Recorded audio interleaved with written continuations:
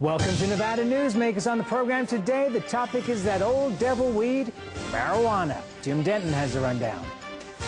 Sam, marijuana has been on the ballot since the 1990s here in Nevada. It's been a very controversial issue, and today we'll discuss the pros and cons of it. And coming up on the Power Pundit panel today, Bill Brainerd, Pat Coward, and Howard Rosenberg. It's all coming up next on an all-new Nevada Newsmakers.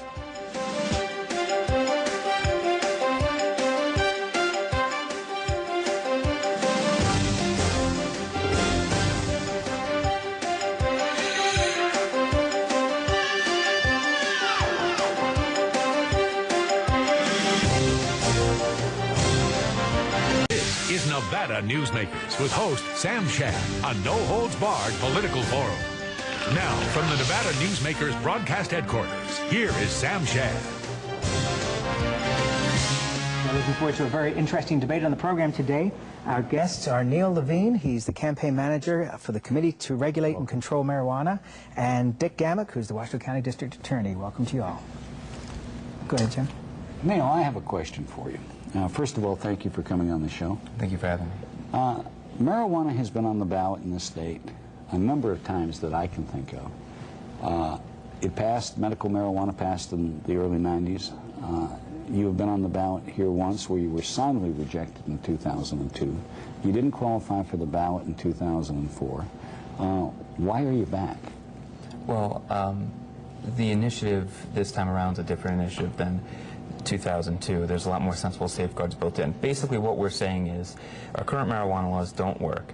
What we're doing right now is we're financing the criminal market. But that was your argument in 2002 when you got soundly rejected at the polls. Well, it's a different initiative this time. What we're saying... No, that was the argument, yes or no? That was the argument you used in 2002, correct? I don't think so, actually. Well, I was here and I do think so, yeah. Well, roughly, I mean, basically we've been working, you're right, we've been working in the state for about 5 years, and this is a debate that we think is really important. We don't think that our marijuana laws work, and we are going to keep holding this debate in the state of Nevada, and we think that the voters in Nevada are going to pass it this November. Okay. First of all, Marijuana Policy Project hasn't been here for just 5 years. They've been here for about 10 years now, so let's correct that. And this is Marijuana Policy Project is behind this out of Washington, D.C. This isn't a locally driven initiative.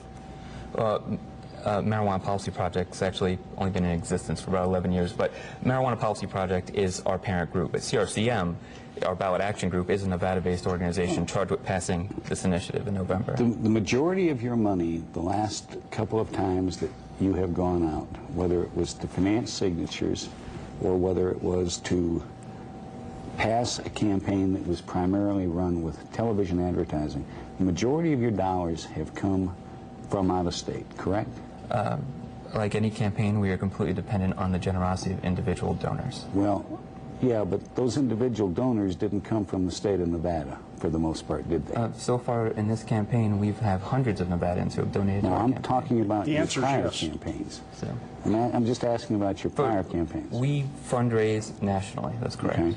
And Well, actually, let's get to that. What is the heart of the initiative? What are you trying to accomplish with this initiative? That's what I was trying to say. All we're saying is that our current marijuana laws don't work. Anyone who wants marijuana anybody who wants to smoke marijuana can currently get marijuana. We're proposing taking marijuana, small amounts of marijuana for adults, the sale and possession out of the criminal market, putting into a tightly regulated and controlled market where you can institute sensible safeguards like a weed card program.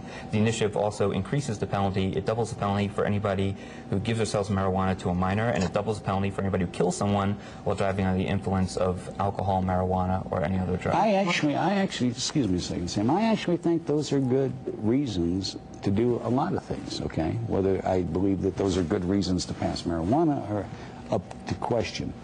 But let's just say for the moment that you passed this thing. The voters of the state of Nevada passed this, okay? What's going to happen is the same thing that happened in California, which is going to be the feds are going to say, no, you are not going to implement that law in the state of Nevada. Well, now, isn't that basically That's correct? not what happened in California. California's a medical Richard, is that marijuana basically law. correct? And in California, there are hundreds of medical marijuana dispensaries up and operating. And there are hundreds of people in jail for operating them. That's not true, actually.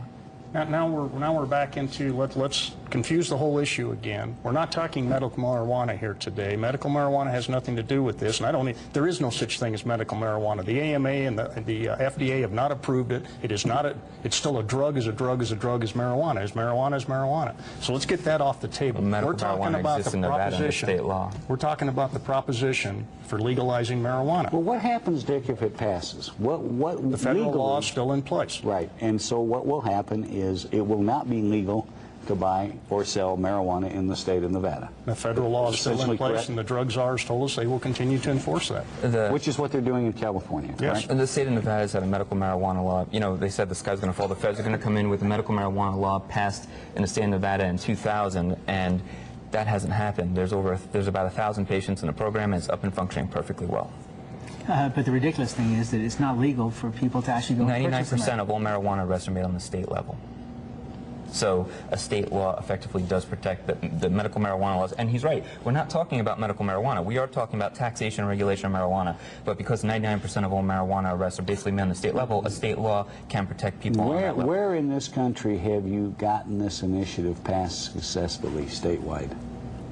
This is the first state that would be passing a tax and regulate law. State of Alaska allows you to possess marijuana. Did the state in of your home. Alaska just defeat this in the last No, they election? didn't. What happened was the governor passed an unconstitutional statutory bill.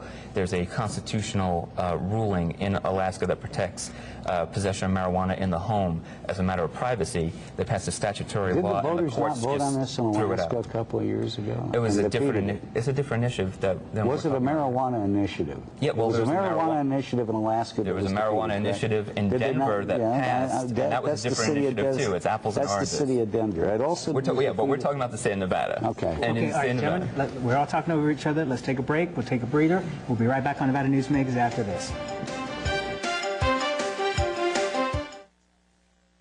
For a videotape copy of any Nevada Newsmakers program, call 775-857-2244.